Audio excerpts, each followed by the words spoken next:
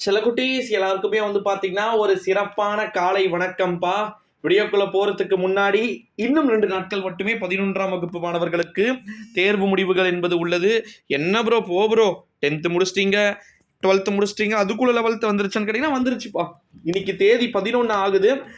குறிப்பா நீங்க எந்த டைம் இந்த வீடியோ பார்த்துட்டு இருக்கீங்க அப்படின்னு சொல்லுங்க. இன்னும் 2 நாட்கள் மட்டுமே வந்து இருக்கிறது. எல்லாருமே பாஸ் ஆக போறீங்க. அதுதான் உண்மையா நடக்க போகுது. பாஸ் ஆனாலும், ஃபெயில் ஆனாலும் இந்த செட்ட பத்தி மட்டும் தமிழ்நாட்டுல இருக்கிறவங்க யாருமே பெருசா கண்டுக்கவே மாட்டீங்க. ஏன் நான் சொல்றேன் அப்டின்னா, இது வந்து ஒரு அரியர் எக்ஸாம் மாரி சான்ஸ் இருக்குல்ல. அதனால வந்து பார்த்தீங்கன்னா, நமக்கு பிரச்சனை அப்படின்றது கிடையவே கிடையாது. அப்படின்னே வந்து சொல்லலாம் செல்லக்குட்டீஸ். 11ஆம் வகுப்பு மாணவ செல்வங்களுக்கு மே 14ஆம் தேதி திட்டமிடப்பட்டபடியே காலை 9:30 மணிக்கு தேர்வு முடிவுகள் வெளியாகிறது அப்படின்னு சொல்லிட்டு அறிவிப்பை சொல்லியிருக்கிறாங்க. எத்தனை மணிக்கு? 9:30க்கு மார்னிங். ஓகேங்களா? சரி, ஓகே. அன்னைக்கு நம்மளுடைய சேனல் சார்பாக லைவ் இருக்கு அப்படின்னு வந்து கேட்டிங்கன்னா, டெஃபினெட்லி சிறப்பு நேரலை இருக்கிறது.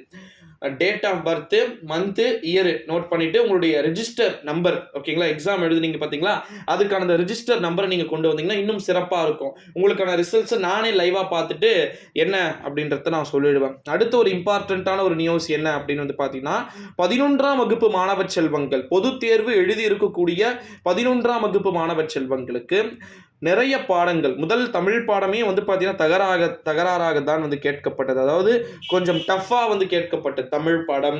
அதற்கு பிறகு ஃபிசிக்ஸ், கெமிஸ்ட்ரின்னு சொல்லிட்டு ஒரு சில பாடங்கள் 3 மதிப்பெண் வினாக்கள் ரொம்ப கஷ்டமாக வந்து கேட்டிருந்தாங்க நம்ம 11th ஸ்டூடெண்ட்ஸ்க்கு.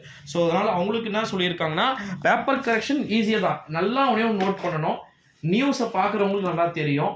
12th ரிசல்ட் லாஸ்ட் இயர் விட அதிகம், 10th ரிசல்ட் லாஸ்ட் இயர் விட அதிகம். அப்ப 11th ரிசல்ட்ஸ் மட்டும் கம்மியாகும் நினைக்கிறீங்களா?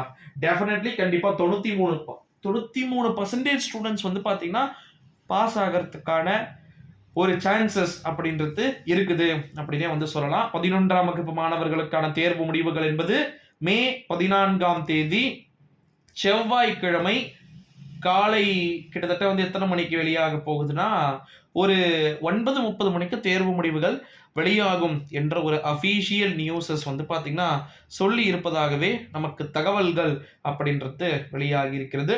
இதன் காரணமா 10ஆம் வகுப்பு மாணவ செல்வங்களா நீங்க 11ஆம் வகுப்பு மாணவ செல்வங்களா இருந்தீங்க அப்படின்னா, நீங்க பயப்பட வேண்டிய அவசியம் அப்படின்றது கிடையவே கிடையாது அப்படின்னே வந்து சொல்லலாம் நண்பர்களே.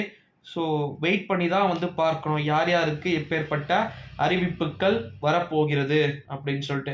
ஏன்னா 11ஆம் வகுப்பு மாணவர்கள் ரொம்ப ரொம்ப மிக முக்கியமான ஒரு செட் ஸ்டூடெண்ட்ஸ்ன்னு நான் ஏற்கனவே சொல்லியிருக்கிறேன் நிறைய வீடியோவில்.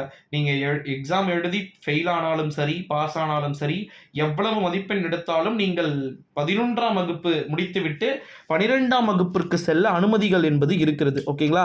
ஸோ அதனால் வந்து நீங்கள் பயப்பட வேண்டிய அவசியம் அப்படின்றதே வந்து கிடையாது.